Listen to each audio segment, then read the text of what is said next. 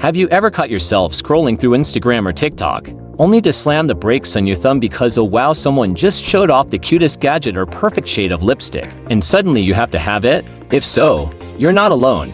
Welcome to the world of social media-driven shopping, where a single post can send thousands of us running to add to cart. In this episode, we're diving into how platforms like Instagram, TikTok, and YouTube have basically turned our phones into 24/7 shopping malls, and why resisting that by now button has become so darn hard. Influencers and online trends. Let's start with the influencers and viral trends. Perhaps you've heard the phrase TikTok made me buy it. It's not just a saying, it's practically a movement. Videos tagged with hashtag TikTok made me buy it have racked up billions of views, featuring everything from a genius pancake gadget to the latest must-have mascara. When an everyday person or your favorite beauty guru shows a product in a quick, relatable video and swears it changed their life, it feels real. Not like a polished TV ad, but a recommendation from a friend. And that's incredibly persuasive. We trust people we follow online, often more than slip brand commercials. So when they say, this face cream is magic or these shoes are a game changer, it doesn't feel like marketing, it feels like friendly advice over coffee. The result? Our guard is down, and we're primed to shop. Social media haul videos and unboxing stories tap into the same psychology. Watching someone excitedly pull trendy clothes out of a bag or unwrap a new gadget triggers a bit of secondhand joy. It's almost like we're opening those packages ourselves. And if their style or skin tone or sense of humor resonates with us, we think, hey, if it works for her, maybe it'll work for me too. Next thing you know, you're on the website of a brand you hadn't even heard of an hour ago, debating which color to get. Influencer marketing is powerful because it feels personal. These creators often share so much of their lives that when they recommend a product, it comes with built-in context. You know their personality, maybe their struggles with acne or their love of home decor, so you trust their judgment in that domain. Psychology of FOMO and social comparison. But there's another layer making social media a shopping trap: our own psyche. Humans are social creatures. We constantly compare ourselves with others, often without even realizing it. When your feed is full of peers and celebrities seemingly living their best lives, it's hard not to notice the stuff that comes with it. The outfit on that travel blogger in Bali, the high-tech blender your college friend is now raving about in her Insta story, or the perfectly curated living room from a Pinterest mom influencer. Even subconsciously, a part of us wonders, do I need that too? Am I missing out? This is FOMO in action, the fear of missing out. On social media, FOMO isn't just about experiences, it's also about products and trends. If everyone's suddenly posting about, say, a new fitness tracker or a novel you must read, you might feel a tiny pang that you're out of the loop if you're not part of it. Social media has a knack for making very normal lives feel lacking by comparison. Of course, deep down we know these are highlight reels. People usually show the good stuff, not the messy behind the scenes, but that logic doesn't always stop the envy or longing. For young women especially, seeing influencers or even just friends constantly showing new clothes, perfect makeup, or cool gadgets can create an unspoken peer pressure.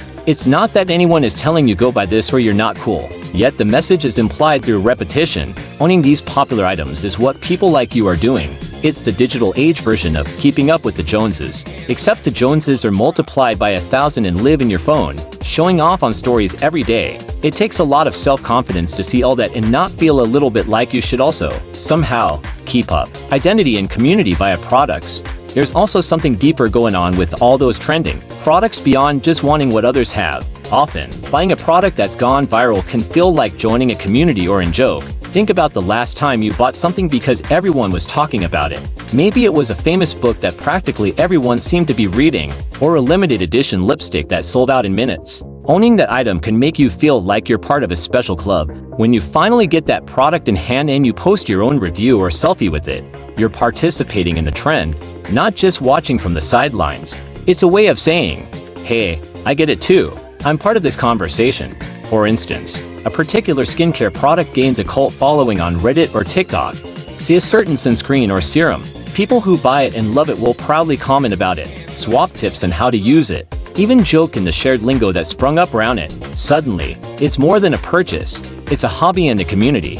For Gen Z consumers in particular, studies suggest that buying trending items can be a form of self-expression. It's not just about owning stuff, it's aligning yourself with what that stuff represents. Maybe a sustainable fashion brand trend makes you feel like an eco-conscious advocate, or the latest tech gadget trend makes you feel like you're on the cutting edge.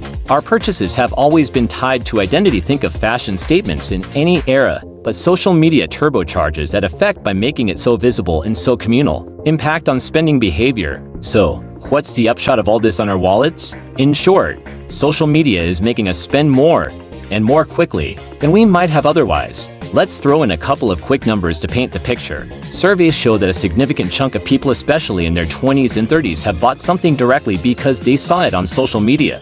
One recent consumer poll showed about 50% of millennials had made a purchase due to an influencer or social post recommendation. And on TikTok, the phenomenon is massive. As of the last count, videos tagged TikTok Beauty have over 4 billion combined views. That's billions of instances of people essentially saying, "I saw this on TikTok and then I bought it."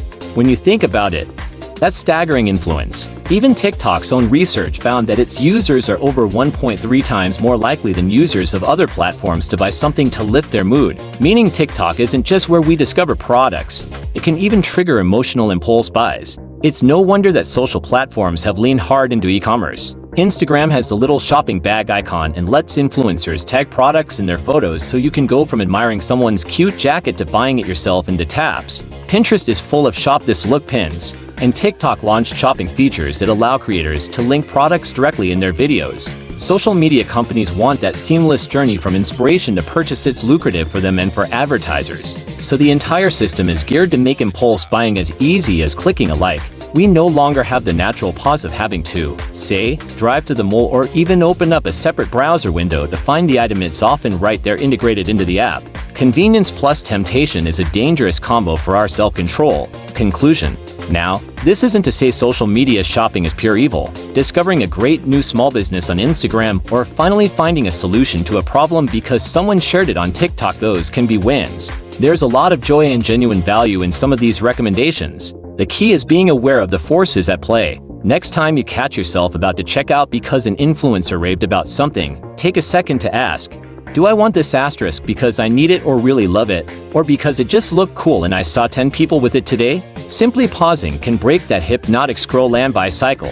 One tip is to save posts for later rather than buying immediately. If you still want the item in a week, maybe it's worth it. If you forgot about it by then, well, it was probably a fleeting case of FOMO.